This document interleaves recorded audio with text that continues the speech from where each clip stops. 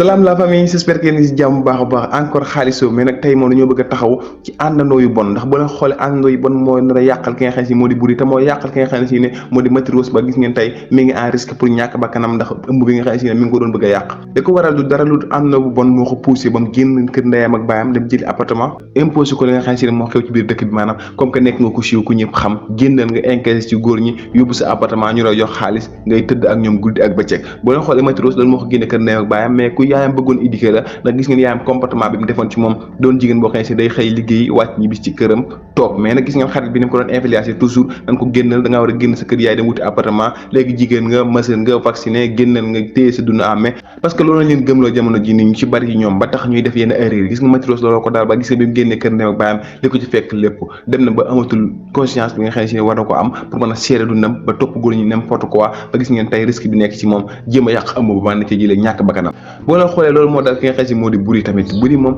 bi ñuy bàyyante ak jëkkëram dañ koo tooñ jëkkëram daf koo tooñ ñu bàyyante ak moom mais mu dee ba ci biir da ngeen gis ne carrément xaritam moo nekk pièce bi ko nar a yàqal ci digganteem ak borom këram gis ngeen ne xaritam moo dem lëkkaloog ay noonam ñëw di ko xambu heure bu ñëwee di ko gën a gëmloo ko ni sa jëkkër gi wan ko ginnaaw bu ko topp bu ko xalaat bàyyi ko fële nga dundal sa dund amee te boo leen xoolee même ni mu waxee moom ci appartement bi da ngeen di comprendre que ne mi ngi koy lancer benn message mooy téyel sa appartement nga iri ci góor ñi dund noo bëgg a dundee parce que jonga ma nga mel nga ni la neex boo leen xoolee da ngeen di sentir loolu ci ay waxam bi naan ko appartement yu mel nii jigéen ñi ko am ci dëkk bi dañ ko ci trop genre la boo xam ne si ne message la boo xam ne si ne indirectement la ko sànni mais bu ñu gënee dund ñoom ñaar dina gën a wax ak moom yeneen wax yoo xam ne si ne mën na ko pousser dugal ko ci caaxaan wala ci taxawaalu mais nag Boury bi muy génn këram ñëpp dañoo d'accord ak moom parce que dañ ko tooñ am na droit fay wane naqaram mais nag après bu leen xoolaatee leen xam ne li ko waroon mooy delluwaat ci kër borom këram ndax sa borom kër ñëw na réccu na xam nga ne carrément sa borom kër bëgg na la war na la effort yëpp li tax mu dugg ci lee yaayam moo ko dugal ci yoo xam ne si ne bëgg ci woon a dugg en réalité dem na ba imposé la loo xam ne si war nga ko mën a nangul muy lan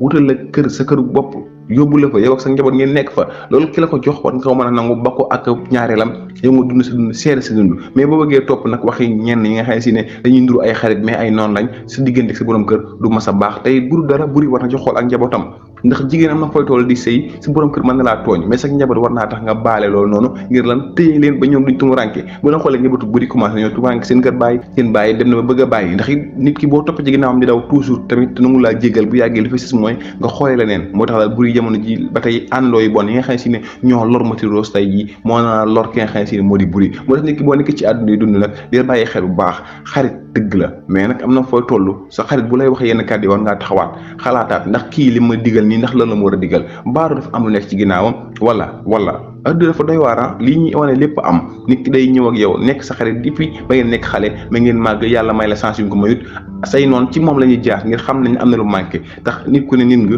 bu ñëwee gëmloo ko ne carrément yow mi kat kii moo tax mënoo avancé kii moo tax nangam xarit boobu bu amul conscience tranquille rek day mujj jàppale am noonu te loolu moo dal ki nga xam si ne moo di Boury xaritam bi moo koy jaay mais nag Maty Rose gis ngeen ko xaritam bi moom ab taxawaalukat la ndax mu imposé ko ci milieu taxawaalu bi te Maty Rose xamul carrément naka la ñuy taxawaaloo ndax bu ko xamoon di mën na ko bañ a dal comme que du taxawaalukat bu ñu dugalee ci milieu boo xam ne si dañuy taxawaalu yow mi nga xam ne si victime nga rek yow yaa ci loru moo tax Maty Rose rek moo ci loru jamono ji su ma daal bëgg naa xam naka ngeen gisee série bi di Xaalisu képp koo xam ne si daal gis ngeen ne Xaalisu li muy jàngale nii réalité la ci biir société bi may ma ay këy rouge ci commentaire yi vraiment sama gars yi série bi am na solo ñu ngi jàngal lu am solo nañ ko bàyyi xel ba ñu weex na lool waaye dina tekalaal sama gars yi bu leen fàtte ko seen xalaat ci commentaire yi jaa ngeen jëf ba leen incha allah ñu daje di waxtaan série bii di Xaalisu bu dee ko bëggee seen bi rek maa ngi lay invité encore une fois nga abonné te nga like vidéo bu baax a baax jaa ngeen jëf ba leen incha allah